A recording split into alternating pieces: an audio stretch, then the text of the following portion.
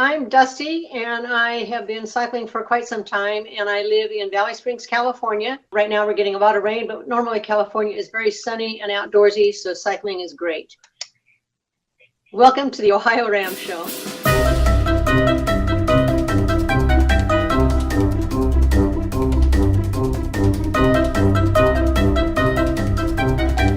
There are some women who are so famous they only need to go by one name. Among those are Madonna, Cher, Adele, and now we're going to add another name to it, Dusty. Thank you, Dusty, for that introduction. We appreciate that, and we'll be having you on the show next fall when the show gets over its summer hiatus. I think you've scheduled for September 17th. This is the OhioRAAM Show, which comes to you 3 times a month on the 7th, the 17th, and 27th of each month. And I am Lee Kreider, the host of this show, and this is show number 145. Our sponsors for the show are the Race Across America time stations, 41 in Oxford, Ohio, and 42 in Blanchester, Ohio. These time stations are open 24 hours a day during the time the race passes by. They're open for 24-hour food, 24-hour fuel, and 24-hour fans. They're located right next to the McDonald's restaurant in both these towns. A great place to come and see the race. We invite you to join us there. And this year's race starts on Tuesday, June the 13th in Oceanside, California. The teams will start 4 days later on Saturday the 17th. That means that our time stations here in Ohio will open on Tuesday the 20th, about midnight, Tuesday the 20th, perhaps a little earlier if some of the solo racers get through faster than we anticipate. And we'll stay open constantly until the last racer passes on Saturday, June 24th. On today's show, we're going to have the Red Pearl Racing Team with Sandy Earl and Bill Spaeth, who come to us from Arcata, California. As we always do at the end of the show, we want at the beginning of the show invite you to come to the OhioRAAMShow.com website, because there is always show notes below each video with links and other information about the guests that we have on the show. And we have a whole list of Red Pearl's sponsors there. We invite you to come and join that.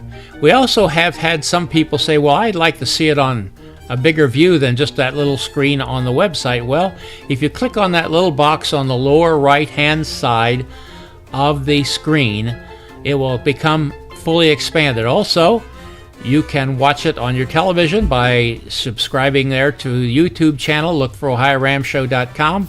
You can see it on your Apple TV, your Fire Stick from Amazon, or your Chromecast, or your smart TV, whatever system you have. Go to YouTube and look for the OhioRAAM Show. You'll find us there. So with that, let's head on out to California and visit with Bill and Sandy.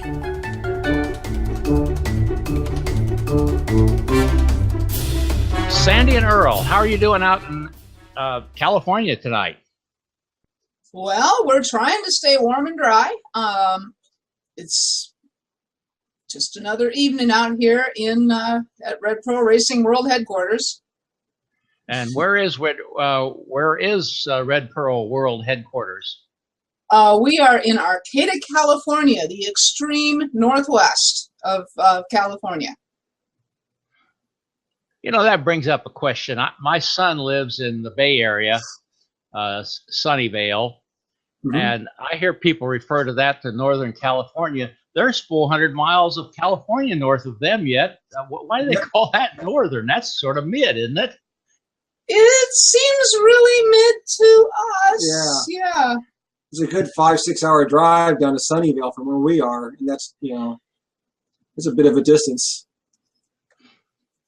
Maybe some Californians don't know there's anything north of the Bay. Do you think? I think so. We have friends who, old friends from college will come to the Bay Area and they'll say, "Can we pop up for lunch?" And I'm like, "Sure, we'll see you tomorrow."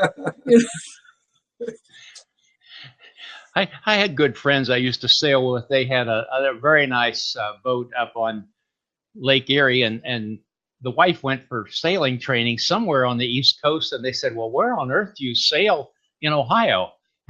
I said, we only had about 10,000 square miles of water up here. Enough of that. Let's get on. Tell me a little about yourself. For me, I've been racing bikes, mainly uprights, but recently recumbents, since the mid-90s, since my son hit kindergarten. And he's got I have a grandson in kindergarten now, so it's been a while. And gravitated toward endurance sports, lived in Portland for most of that time, and met this clown and moved down here. And about you, Bill? Yeah, I've been doing lots of different things. I started out doing more triathlons back in a while and stuff, and then a friend of ours actually, David Bradley, wanted to do Furnace Creek 508, needed a partner, and he talked me into it, and he talked me into doing it on a recumbent bike, because triathlons you always use the regular diamond frame bikes. And we just that started as my first real endurance event of any distance and stuff, and it just kind of stuck, and I've ever since then been doing more endurance in cycling and running, though the last 2 years has been more of cycling. Did you two meet as a result of cycling, or was cycling can't come later? Actually, we did meet directly as a result of cycling. Yeah. When I was training for the 2010 RAM, I came down here to visit our mutual friend David, and he absolutely positively did not set us up. That's what he told us at the time. Just to be stubborn, I guess we sorted it out on our own. Well, tell me a little bit about yourself outside the world of cycling. I assume you have a way of earning some income. Oh, yeah. So I'm a health educator. I work for our local government, Humboldt County government. And so being a health educator is one of the best jobs in the world. My job is to teach shopping, cooking, eating, and moving. And those are all things that I love to do in my spare time anyway. So it's a job that totally resonates for me. And I work for a local company that sells tools and supplies to contractors in the area and stuff. I've been doing that for a long time. And I also work at the local health club, Health Sport, as a spin instructor in the mornings on the side kind of thing. And we do that 3 mornings a week. So we get some training in every morning just about with the spin cycling and stuff indoors. But outdoors definitely the place to be if you can. So speaking of coming into winter, what's the weather like up there in the northern part of California in wintertime? Cool and moist. Icy. Yeah. The last few mornings we've been scraping ice off the cars and the windshields and everything. And so it's rain and cold lately. So yeah, if you took our climate and you kind of averaged San Diego and Seattle, you'd probably be pretty close, and that's geographically where we lie too. But we have generally cool, moist winters. We will go through a very pleasant weather trough, typically that I refer to as January, where we'll have some really nice outdoor weather. But right now it's dark and wet. Now, how long have you been racing together? First race together was 2011. Yeah, we did Race Across Oregon was our very first race together. Okay, Race Across Oregon. Yeah. And tell me some of the events you've been in and some of the results. Well, we've both done Furnace Creek 508. Okay. What year was I in that? You did that in 12. In 2012, I was the first recumbent across the line that year. I wasn't the first overall, but I was the first recumbent across the finish line with that. We also did Sandy crewed, and we did a 4-person team recumbent with David Bradley, John Slitter, and Jim Kern at 508, and set a record there with that group. That was a really fun race. We've done RAAM, Race Across the West. Yeah, I saw that. And we just got back from the RAM World Time Trial Championships, the 24-hour race. And we reset the course record for 2-person recumbent for the number of miles. Done a few things here and there. Yeah, local centuries and different double centuries and things like that in the area. Your plans for 2017 is what? We're racing Race Across America. We're going to be, we are actually the first 2-person mixed recumbent team to ever attempt Race Across America. So we're just going to go and put up a time and have a good, clean race. Yep. You you're using Slitter Bikes, are you, from Slitter? Several years we have ridden cat bike Musashis, and I really like that format. That smaller front wheel makes much easier balancing, and for me it's a more comfortable feeling ride. The Slitter was able to build us a bike that pretty much captures the essence of that exactly, except that it is faster and corners better. So we're just super stoked about our bikes. Take a little time to talk about what your charitable goals are.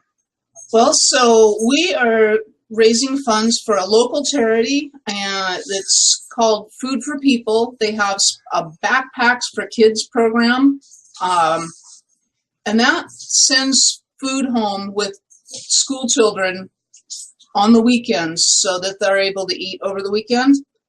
We don't think so much about how much of a kid's nutrition might be coming from school anymore. They probably have breakfast and lunch at school. But over the weekends, some kids, for whatever reason, aren't fed well. And so this is an opportunity. It's discreet. Backpack gets filled up and handed off to a kid Friday. They have nutritious food to make it through the weekend, and they come back to school on Monday and they're ready to learn. Wow, that's interesting. When I read it over, I just thought you were giving backpacks out to kids. No. So this is an ongoing program where the children get identified. The teachers kind of get a feel for who's coming to school hungry and needing some extra help. Those backpacks get filled up every Friday and they get sent home. So it costs about $265 to make sure that a kid eats every weekend through a school year. And our hope is to raise, 3,000 miles or $3,000, which is going to sponsor about 11 kids. And that'll be one for every state that RAM goes through. Who provides the food? It come from the school food service? No, it comes from the food bank, and they have us. So and they kind of sort it out into things that are kid friendly, that don't require a lot of cooking. We have more families than we can possibly imagine that are couch surfing or may not have a super stable place for cooking food. So we try to keep it pretty simple, but it's a vital program. And the reason that I got interested in this is that I, as part of my job as a health educator, I teach nutrition at recovery centers. Boy, if you want to see a bunch of grown men cry, sit in a circle of 15 recovering addicts and ask them, how many of you walked home slow because you knew you weren't getting dinner, and seeing more than half of the hands go up.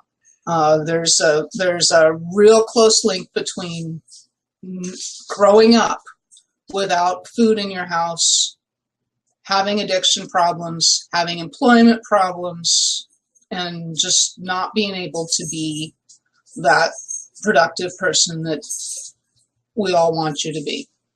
Now, I looked at your website, and you have a way that people can donate to the program there, have you not? Yes. Yes. Yes, we do. All right. That's very Hit the good. big donate button. On www.redpearlracing.com, we got the donate button right on the front page to help donate whatever you want. You can do a dollar amount, or we got a time station. We can talk about the time station challenge. So we've got two buttons there. One of them donates a set $50 for people who want to dedicate a particular time station. But we recognize that people might want to donate a larger or smaller amount. So there's another button to click that'll let you customize that. 100% of those funds are going straight to Food for People. So we're not using any of it to support our racing. Our race is paid for. For those of you watching on your screen now, right below Sandy and Earl, you'll see the website that they referred to. And for those of you who are watching on the show website, OhioRAAMShow.com, right below the video, you'll see a link that will take you right to their website again. It's called, what is it? Food for People? Food for People, Backpacks for Kids. I have it written down here somewhere. But so all you have to do is click on that link. There'll be some other links there that are important as well. If you're not watching on the website, if you're watching on YouTube or one of the websites that embed the show, why just go to OhioRAAMShow.com. That's an easy way to get to that site, and you can do that right there. That really sounds, I'm really impressed by this program. I haven't heard anything quite like it. There are several programs like this around the country, but it's little Humboldt County in the middle of nowhere is extremely at the forefront of issues like this. I've been so impressed by this community just in the short time that I've been here. Maybe the people in Humboldt County don't want to be known as in the middle of nowhere, Sandy.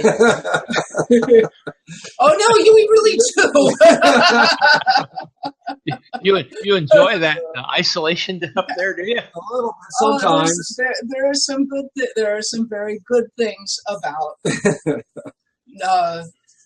not having traffic, and lots of empty roads to bike in. Honestly, that's a wonderful thing here. We used to race, actually you raced Raven Lunatics too. Our friend David Bradley, when we started out with the 508, they have animal totems, and we came up with Raven Lunatics. Yeah. He ended up passing away by cancer a few years ago.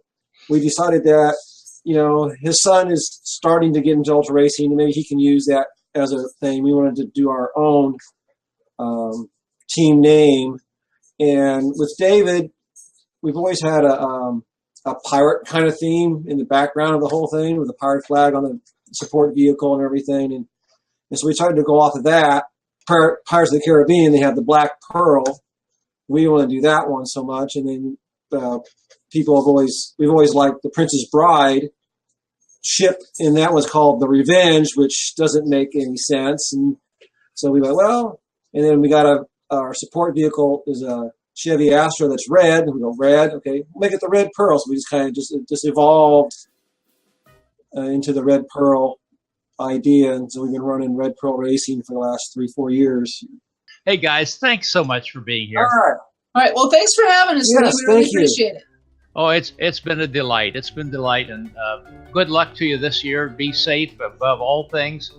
But we hope to see you here in Ohio at time stations 41 or 42, and we'll see you at both time stations. Sure, somebody here will give you a warm welcome. Okay. All right. We'll see you in June. All right. Bye-bye. All right. Bye now.